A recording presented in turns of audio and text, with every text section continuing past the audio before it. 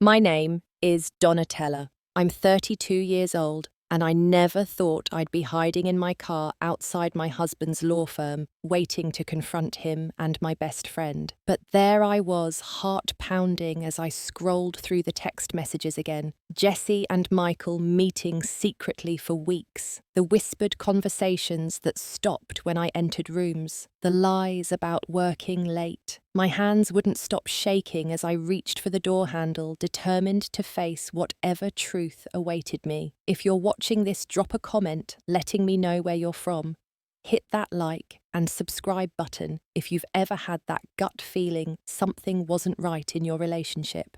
Trust me, what happened next in that office building changed everything I thought I knew about trust. I grew up in a middle-class family in Milwaukee, where I learned early on that relationships were complicated. My parents divorced when I was 12 after my mother discovered my father had been cheating with a coworker. The betrayal tore our family apart, and I watched my mother struggle to rebuild her life while carrying the weight of that deception. It left me with deep-seated trust issues that followed me into adulthood. When I moved to Chicago to attend Northwestern University for graphic design, I promised myself I would be careful with my heart. I focused on my studies and building my portfolio, keeping most people at arm's length. That changed during my sophomore year when housing assignments paired me with Jessie Martinez. Jessie was everything I wasn't, outgoing, spontaneous, and seemingly fearless.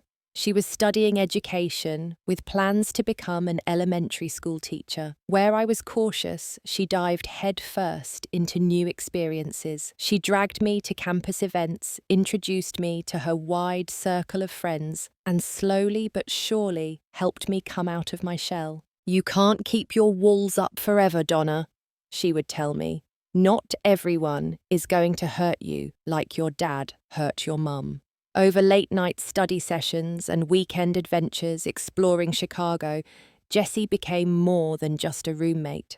She became the sister I never had. We shared clothes, secrets, and dreams for the future. When I struggled with a difficult project, she'd bring me coffee and sit with me until dawn. When her grandmother passed away during junior year, I held her while she cried and helped her catch up on missed assignments. It was Jessie who convinced me to attend a charity auction during our final year of college. "You've been hunched over your designs for weeks," she insisted. "One night of fun won't kill you." That's where I met Michael Reeves. He was a second-year law student volunteering at the event, tall with kind eyes and a quiet confidence that immediately drew me in. Unlike the other law students with their polished speeches and practiced charm, Michael seemed genuinely interested in my work when I mentioned my graphic design major. "My firm's marketing materials could use someone with your eye for design," he said, though we both knew he was years away from having his own firm.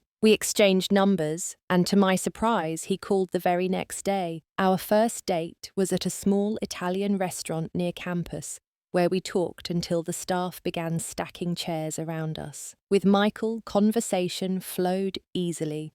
He shared stories about growing up in a small town in Ohio, his passion for environmental law, and his dream of eventually opening his own practice, focusing on helping small businesses navigate sustainability regulations. I found myself opening up to him in ways I hadn't with anyone besides Jessie. I told him about my parents, my fears about relationships, and my hope of someday opening my own design studio. He listened without judgment and promised that if I gave him a chance, he would never give me reason to doubt him. Jessie approved of Michael immediately. "He looks at you like you're the answer to a question he's been asking his whole life," she told me after meeting him for the first time. Over the next 2 years, as Michael completed law school and began working at Hamilton and Pierce, a prestigious environmental law firm in downtown Chicago, our relationship deepened. He was there cheering in the audience when I received my degree, and I helped him study for the bar exam, creating colourful flashcards that made the dense legal concepts easier to memorize. When he proposed on a snowy evening at Millennium Park, I said yes without hesitation. And when it came time to plan our wedding, there was never any question who would be my maid of honor. Jessie threw herself into wedding preparations with characteristic enthusiasm. She organised my bridal shower, helped me choose the perfect dress, and gave a toast at our reception that left everyone alternately laughing and wiping away tears. In a photo that still sits on our mantel, the three of us are captured in a moment of pure joy. Michael in his tuxedo, with one arm around each of us, me in my wedding dress, and Jessie in her maid of honour gown, all of us laughing at some forgotten joke. After the wedding, we settled into a comfortable routine. I established myself as a freelance graphic designer, working primarily from our apartment in Lincoln Park. Michael's career at Hamilton and Pierce flourished, with him quickly gaining a reputation as a dedicated and skillful attorney. Jessie secured a position teaching third grade at a well-regarded elementary school not far from our neighbourhood. The three of us remained close. Sunday brunches became our tradition, along with holiday celebrations and summer barbecues on our small balcony. Jessie dated occasionally, but never seemed to find someone who measured up to her standards. "I'm waiting for what you two have," she would say, raising her wine glass in a toast to our happiness. Life was good, almost perfect. Recently, Michael and I had begun discussing starting a family. After 5 years of marriage, we felt financially stable enough to take that step.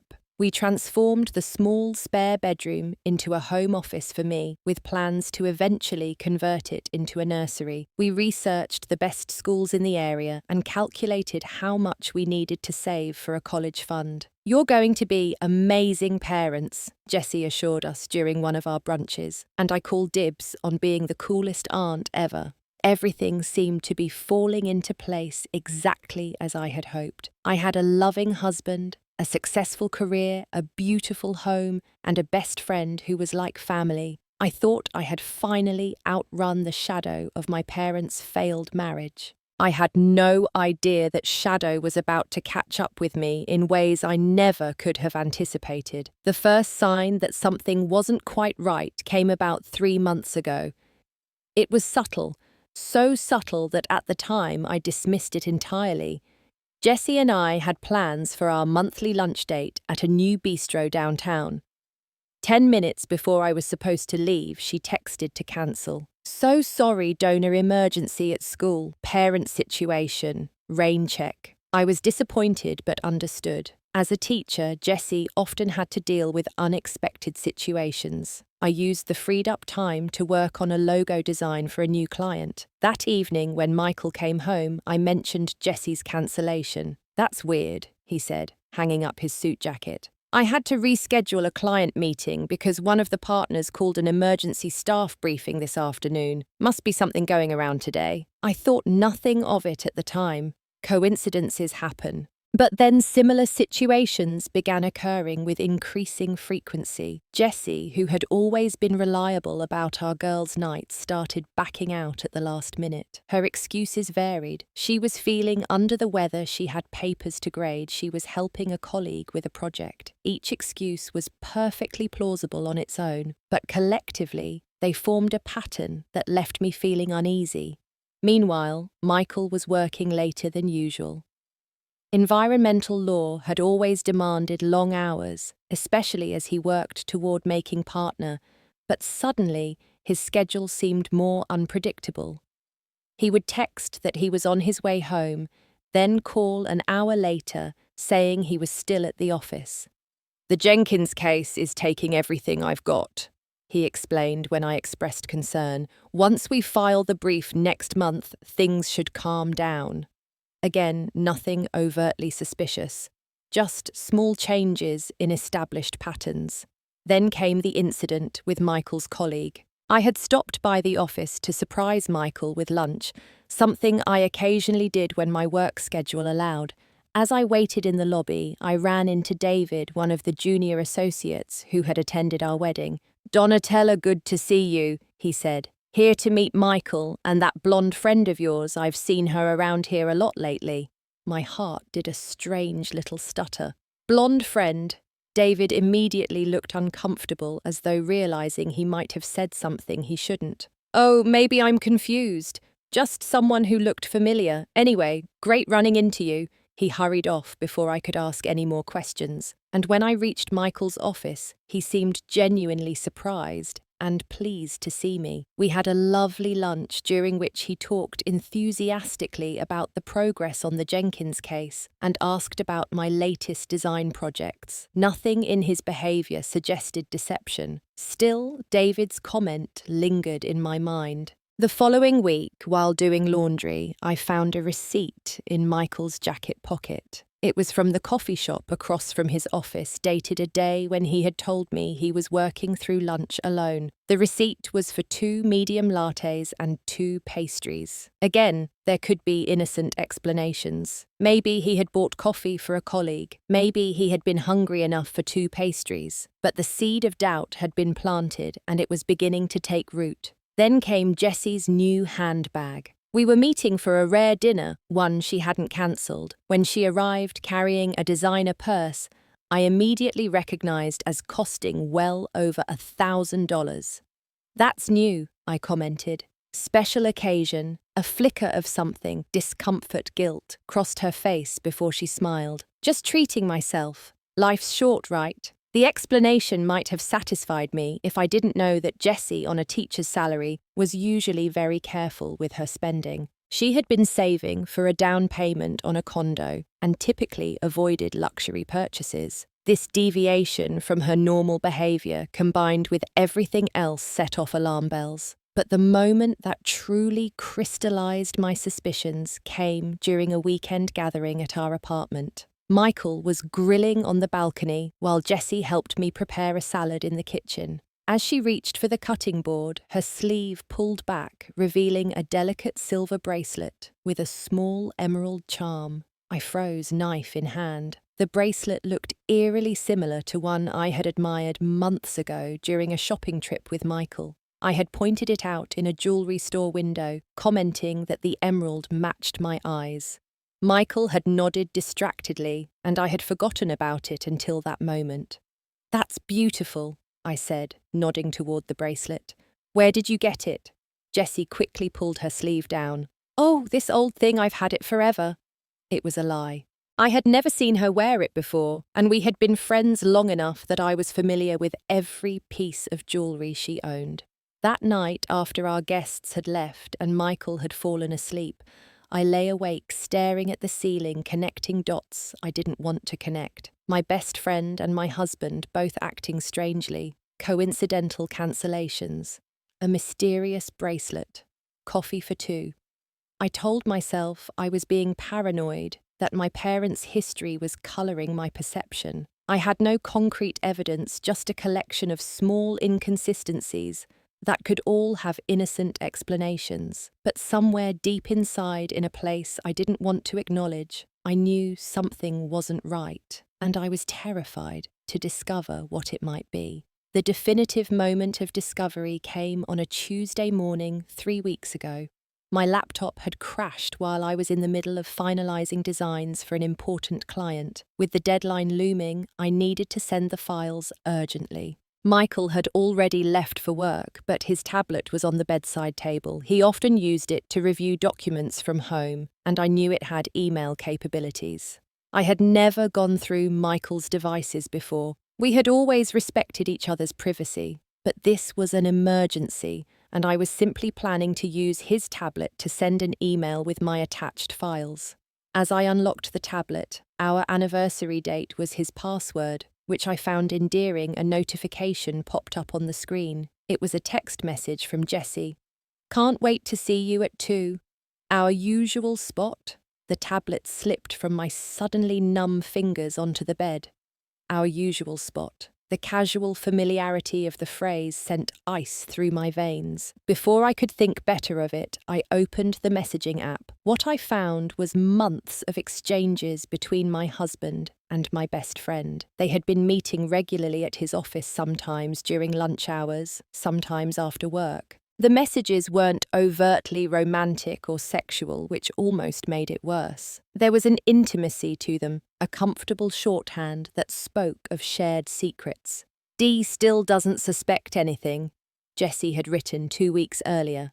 "Let's keep it that way for now," Michael had replied. It's killing me keeping this from her, but it's not the right time yet.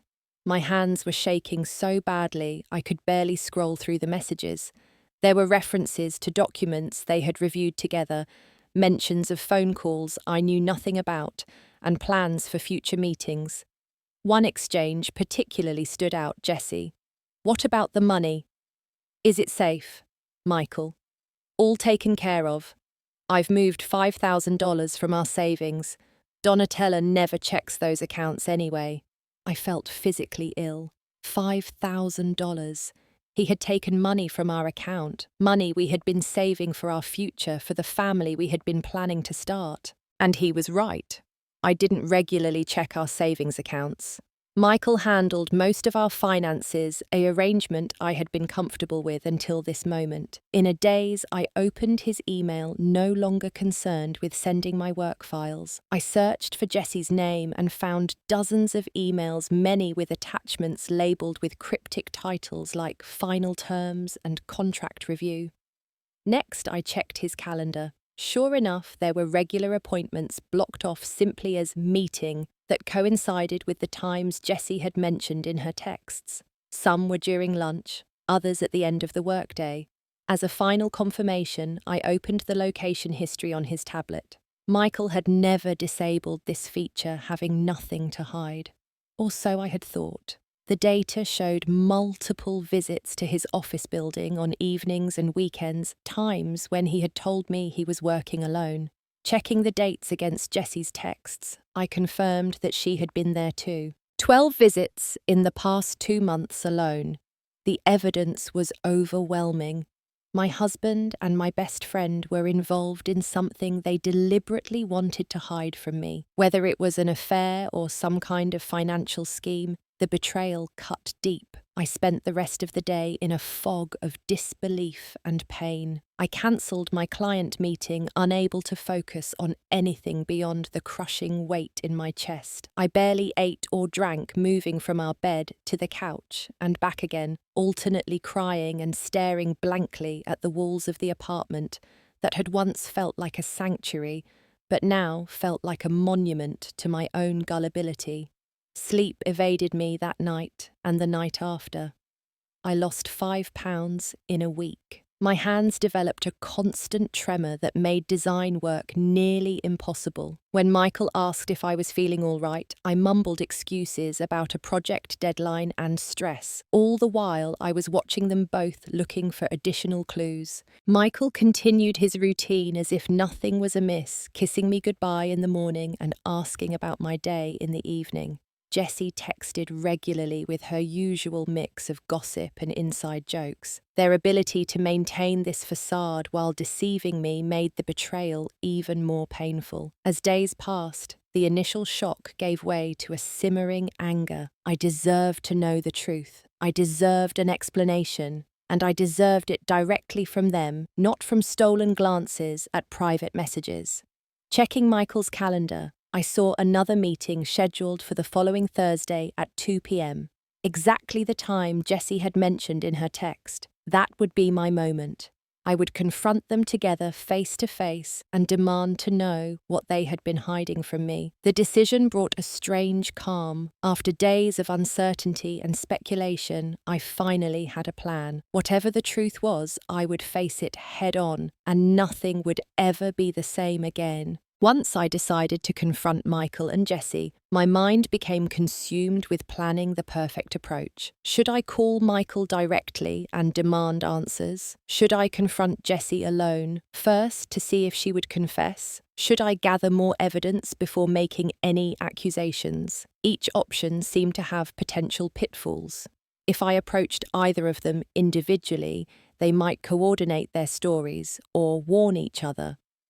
If I waited too long to gather more evidence, I might lose my resolve, or worse, allow whatever was happening to continue unchecked. Late one night, as Michael slept soundly beside me, I found myself falling down an internet rabbit hole searching for signs your husband is cheating and how to catch a cheating spouse. The articles I found only intensified my paranoia, as I recognized too many of the warning signs they described: unexplained absences, protective behavior with phones and devices, changes in routine, unexpected expenses. One article suggested hiring a private investigator, but the thought of bringing a stranger into this painful situation made me recoil. Another recommended setting up hidden cameras, which felt both invasive and desperate. Neither approach aligned with the person I wanted to be, even in the midst of this crisis. I needed someone to talk to, someone who could offer perspective without judgment.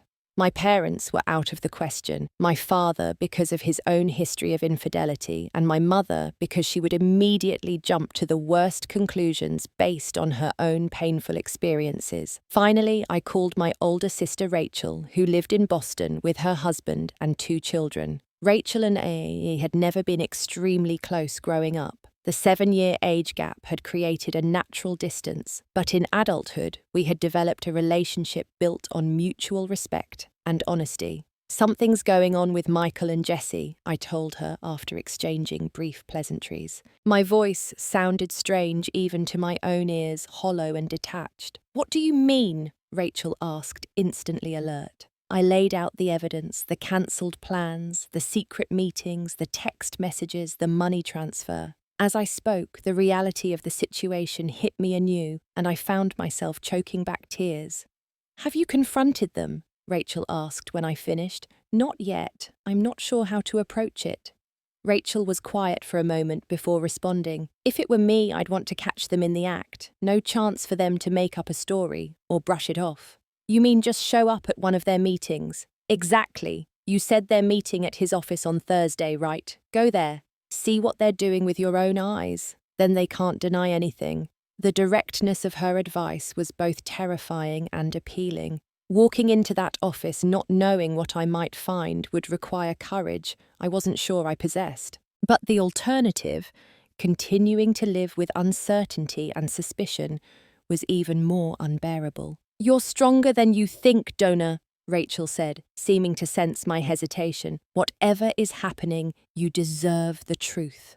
After our call, I began to formulate a plan. Thursday at 2 p.m, I would arrive unannounced at Michael's office. I would insist on seeing him immediately, giving his assistant no opportunity to warn him of my arrival. I would walk in, observe whatever was happening between him and Jesse, and then demand an explanation. In the days leading up to Thursday, I rehearsed what I would say. I practiced keeping my voice steady and my questions direct. I imagined different scenarios, finding them in an embrace, discovering them, reviewing suspicious documents, walking in on a heated argument, and how I would respond to each. The night before the confrontation was surreal. Michael came home with takeout from my favourite Thai restaurant and a bouquet of fresh flowers, just because.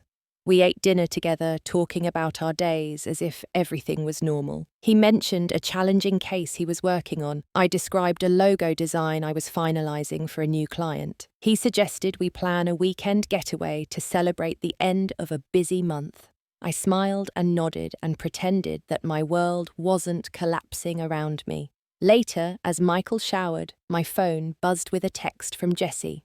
"Brunch on Sunday. There's a new place on Michigan Ave I've been dying to try." The casual normalcy of it, the blatant deception sent a wave of nausea through me. How could she plan brunch with me while sneaking around with my husband? How could she pretend to be my friend while betraying me so completely? I sent back a non-committal response about checking my schedule, then turned off my phone. I couldn't bear any more lies. That night, I lay awake long after Michael had fallen asleep, listening to his even breathing and wondering if tomorrow would be the last night we spent under the same roof. Would I still want him in my life once I knew the truth? Would I ever be able to trust Jesse again? The questions circled endlessly in my mind until dawn began to break through the bedroom curtains. Thursday morning arrived bright and clear, a beautiful early autumn day that seemed to mock my inner turmoil. I dressed with particular care, choosing a simple but elegant black dress that made me feel armoured somehow. I applied my makeup methodically, ensuring that if I broke down in tears, at least my mascara would remain intact. As I was gathering my purse and keys, my phone buzzed with a text from Michael. Client lunch cancelled, meeting with Jay at 2 instead. The confirmation sent a jolt through me. They were definitely meeting today. It was really happening. I ordered an Uber to take me downtown, unable to trust myself to drive in my agitated state. As the car navigated through Chicago traffic, my hands trembled so violently that I had to sit on them. My heart was pounding so hard I was certain the driver could hear it from the front seat. 20 minutes before their scheduled meeting, I arrived at the towering glass building that housed Hamilton and Pierce. Standing on the sidewalk, looking up at the gleaming structure where my husband worked, where he had been meeting my best friend in secret, I was seized by a moment of doubt. Was I making a terrible mistake? What if there was an innocent explanation I hadn't considered? But then I remembered the texts, the money transfer, the lies. No, I deserved answers, and I was going to get them today. Taking a deep breath, I walked through the revolving door and into the lobby, my heels clicking purposefully on the marble floor as I headed toward the elevator that would take me to the 15th floor and to the truth that awaited me there. The elevator ride to the 15th floor seemed interminable. I stood rigidly in the corner, avoiding eye contact with the other passengers as we ascended. My reflection in the polished elevator doors showed a woman I barely recognized, pale, tense, with a determined set to her jaw that I had never seen before. When the doors finally opened onto the elegant reception area of Hamilton and Pierce, I stepped out with as much confidence as I could muster. The firm's logo, etched into frosted glass behind the reception desk, gleamed under soft lighting. The space was designed to impress clients with its understated luxury, leather chairs, marble surfaces, and discreet artwork that probably cost more than my annual income. The receptionist, a poised young woman I had met at the firm's holiday party, looked up with a professional smile that quickly transformed into recognition. "Mrs. Reeves, this is a surprise. I don't think Mr. Reeves mentioned you were coming in today." "It's a last-minute visit," I said, aiming for casual but hearing the strain in my own voice. "Is he in his office?" "He is, but he's in a meeting right now. Would you like me to let him know you're here?" "No need," I said, already moving toward the hallway that led to the attorney's offices. "I know the way." "Mrs. Reeves, wait." The receptionist's voice rose in alarm. "You can't just go back there without—" But I was already rounding the corner, my heart hammering against my ribs like it was trying to escape. The corridor stretched before me, lined with doors bearing nameplates of the firm's attorneys. Michael's office was near the end on the right, corner office with a view, a mark of his rising status within the firm. As I approached, I saw that his assistant's desk was empty, lunch break perhaps, or an errand. Small mercy that. One less person to witness whatever was about to unfold. I paused outside Michael's closed door, my hand hovering over the handle. Through the frosted glass panel, I could make out two silhouettes. They were seated close together, heads bent toward each other over something on the desk. This was it, the moment of truth. Without knocking, I pushed the door open. Michael and Jesse looked up simultaneously, their expressions shifting from concentration to surprise in an instant. They were sitting side by side at Michael's desk, a spread of documents between them. Jessie had a pen in her hand, poised over what looked like a contract. "Donatella!" Michael stood up so quickly, his chair rolled back and hit the wall. "What are you doing here?" Jessie remained seated, her face draining of colour. "Donna," she said, her voice barely above a whisper. I stood in the doorway, suddenly uncertain how to proceed now that I was face to face with them. The script I had rehearsed evaporated from my mind, leaving me speechless for a critical moment. "I think the better question," I finally managed my voice surprisingly steady, "is what are you two doing here together? Again, for the 12th time in 2 months. Michael's expression shifted from surprise to confusion to dawning realization. "You know about our meetings," Yes, Michael, I know. I know about the secret texts, the cancelled plans, the lies about working late. I know about the $5,000 you took from our savings account. My voice rose with each accusation, the emotions I had been suppressing for days finally breaking free. What I don't know is why my husband and my best friend are sneaking around behind my back. Jessie stood up now, her face ashen. Donna, this isn't what you think, she began, extending a hand toward me. Really, because what I think is that the two people I trusted most in the world have been lying to me for months. I pulled out my phone and held it up, displaying a screenshot of their text exchange. You wrote, and I quote, Donatella still doesn't suspect anything. What exactly am I not supposed to be suspecting, Jessie?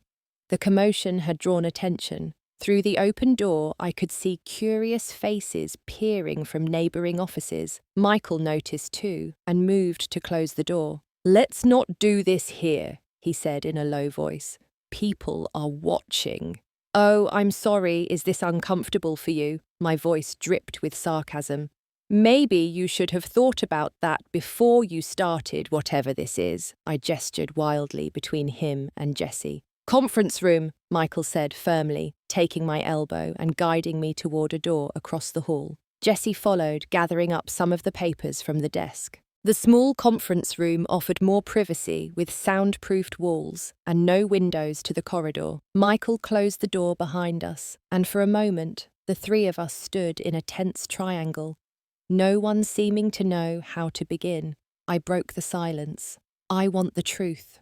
All of it. Right now. Michael ran a hand through his hair, a gesture he always made when stressed. Donna, I know how this looks, but it's not what you're thinking. Stop telling me what I'm thinking. I slammed my purse down on the conference table, making them both jump. You have no idea what I've been going through, what terrible scenarios have been playing in my mind. Just tell me what's going on. Are you two having an affair? No! They exclaimed in unison with such genuine horror that I was momentarily taken aback. Absolutely not! Jessie continued, her eyes wide. Donna, I would never. He's your husband. You're my best friend. I could never betray you like that. Then explain the meetings, the texts, the money. I pulled out the chair at the head of the table and sat down, suddenly feeling drained. Explain why my best friend is wearing a bracelet identical to one I admired months ago. Jessie glanced down at her wrist, where the silver and emerald bracelet gleamed. I can explain that. We can explain all of it, Michael said, exchanging a look with Jessie. He took a deep breath. We were planning a surprise for you, a big one, and now it's ruined. I stared at him, skepticism written plainly on my face. A surprise that required secret meetings for months. A surprise that cost $5,000 from our savings. Yes, he said simply, because we were buying you a business. The words hung in the air between us, so unexpected that for a moment I thought I had misheard. You were what? I finally managed. Michael pulled out a chair and sat down, gesturing for Jessie to do the same. We were in the process of buying you a design studio. I looked between them, waiting for more explanation, my mind struggling to process this sudden shift in narrative. Remember Lisa Goldstein, Jessie began. She taught art at my school before retiring last year to focus on her graphic design studio downtown. I nodded slowly. Lisa was a name I recognized. Jessie had mentioned her colleague several times over the years. Lisa decided to sell her studio and move to Arizona to be closer to her grandchildren, Jessie continued. She approached me about 2 months ago, asking if I knew any designers who might be interested in taking over her business. She has a great client list, prime location, all the equipment already set up. And I immediately thought of you, Michael added. You've been talking about wanting your own studio space for years. This seemed like the perfect opportunity. I remembered those conversations, daydreaming with Michael about having a real studio instead of working from our apartment, a place where I could meet clients professionally and potentially expand my business. But those had been distant dreams, not immediate plans. The $5,000 was the initial deposit to secure the space. while we worked out the financing details, Michael explained. I was planning to use a portion of my year-end bonus to cover the rest. But why all the secrecy? I asked, still struggling to reconcile this explanation with the deception I had witnessed. Why not just tell me about the opportunity? Because we wanted it to be a surprise, Jessie said. A really big surprise. We know how much having your own studio means to you. And, Michael added, looking somewhat sheepish, I was afraid you might talk yourself out of it. You're always so careful with money, always putting our future ahead of what you want right now. I thought if we presented it as a done deal, you couldn't say no to yourself. I turned to Jessie. And your involvement?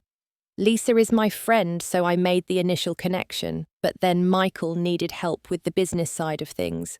Reviewing the purchase agreement, checking the client contracts Lisa was transferring, understanding the lease terms.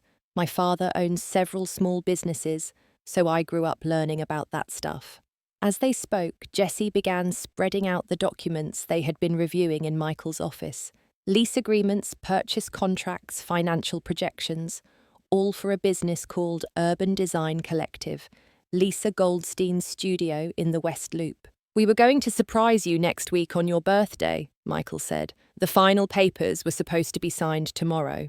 I picked up one of the documents, a floor plan of the studio space. It showed a reception area, a main workspace with desks, a conference room, and even a small kitchenette. It was exactly the kind of space I had described wanting someday. The bracelet, I said suddenly, looking at Jessie's wrist. Explain that. Jessie exchanged a glance with Michael, who nodded. Show her. From her bag, Jessie produced a small jewelry box.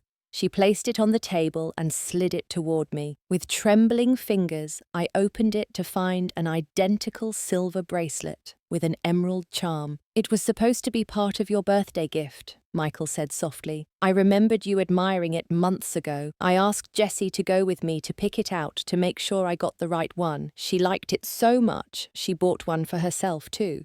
That's why you were wearing it, I said to Jessie, the pieces finally falling into place. She nodded. I shouldn't have lied when you noticed it, but I was afraid I'd give away the surprise if I told you the truth.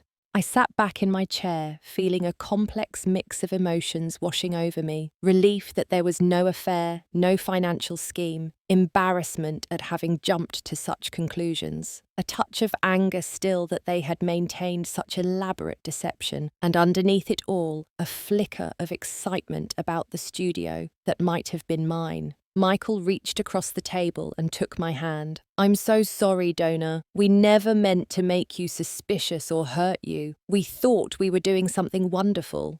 And my expensive handbag? I asked Jessie, remembering another detail that had fueled my suspicions. She had the grace to look embarrassed. That actually was a gift from my parents for my 30th birthday. I just didn't tell you because I felt guilty about spending so much on myself when I'm supposed to be saving for a condo. I closed my eyes, absorbing it all. Every suspicious incident, every red flag I had noticed now, had an explanation that was simultaneously innocent and heartbreaking. They hadn't been betraying me. They had been planning a tremendous gift, one that showed how well they knew me and my dreams. And I had suspected the worst of them. When I opened my eyes, both Michael and Jessie were watching me with anxious expressions. I don't know what to say, I admitted, except that I'm sorry for thinking such terrible things about both of you. No, we're the ones who should apologize, Michael said firmly. We should have found a way to do this without all the secrecy. I never considered how our behavior might look to you, especially knowing your history with your parents, Jessie added softly. We were thoughtless. The three of us sat in silence for a moment, the tension in the room gradually dissipating, replaced by a somber recognition of the miscommunication that had nearly shattered our relationships. So what happens now? I finally asked. With the studio, Michael and Jessie exchanged glances again. That's up to you, Michael said. The offer still stands. Lisa is willing to wait a few more days for our decision. I looked down at the floor plan again, running my fingers over the outline of what could be my professional home. I need time to think, I said honestly. This is a lot to process. Michael nodded. Of course. Take all the time you need. As we gathered the documents and prepared to leave, I realized we had an audience. Several of Michael's colleagues were lingering in the hallway, poorly disguising their interest in the drama that had unfolded. The receptionist who had tried to stop me looked particularly concerned. "I should probably explain to them that I'm not a crazy person," I said with a weak laugh. Michael put his arm around my shoulders. "You're not crazy. You're someone who was hurt and confused by people you should have been able to trust." He addressed his watching colleagues directly. "Everything's fine, just a miscommunication about a surprise that got out of hand." As we walked toward the elevator, Jessie touched my arm gently. "Are we okay, Donna?" I looked at her. My best friend since college, the person who had stood beside me at my wedding, who had apparently been working behind the scenes to help make one of my dreams come true. Despite everything, I couldn't imagine my life without her in it. "We will be," I said. "It might take some time, but we will be." And as we descended to the lobby together, I felt a cautious hope beginning to replace the dread that had consumed me for weeks. The truth hadn't destroyed us after all. It had simply revealed how much we all had to learn about trust communication and the unintended consequences of even the most well-meaning deception. The drive home from Michael's office was quiet. We had dropped Jessie off at her apartment with promises to talk more in a few days, when emotions weren't quite so raw. Now, sitting in the passenger seat of Michael's car, as the Chicago skyline scrolled past the window, I found myself mentally replaying the events of the past few weeks, seeing them through this new lens of understanding. "I need some time alone," I said when we reached our apartment. "To think." Michael nodded, his expression a mixture of concern and resignation. "I understand. Do you want me to stay somewhere else tonight?" "No," I said after a moment's consideration. "This is your home too, but I'm going to take a walk, clear my head." The afternoon was warm for autumn, the streets filled with people enjoying what might be one of the last pleasant days before Chicago's notorious winter set in. I walked without any particular destination, letting my feet carry me through familiar neighborhoods, while my mind sorted through the tumultuous emotions of the day. Relief was the predominant feeling, relief that my worst fears had not been realized, that the two people I loved most had not betrayed me in the way I had imagined. But that relief was tempered by other, more complicated emotions. There was anger, certainly, at the unnecessary secrecy, at being left in the dark about decisions that affected my life and career. There was embarrassment at having jumped to such extreme conclusions, at having allowed my parents' history to colour my perception of my own relationships. And there was a lingering sadness, a sense that something fundamental had shifted in those relationships, leaving hairline fractures that would take time to repair. Most of all, there was a dawning recognition of my own role in what had happened. Had I made it difficult for Michael to discuss financial opportunities with me? Had my careful approach to money made him feel he couldn't be straightforward about wanting to invest in my dreams? Was I so determined to avoid my mother's fate that I had created my own form of unhappiness? After nearly 2 hours of walking, I found myself at the lakefront, watching the waves crash against the shore. The water stretched endlessly toward the horizon, a reminder of how small my problems were in the grand scheme of things, yet how all-consuming they felt in the moment. By the time I returned to our apartment, the sun was beginning to set. Michael was in the kitchen chopping vegetables for dinner with an intensity that suggested he was working through his own complicated emotions. "Hey," he said, looking up as I entered. His eyes were wary, uncertain.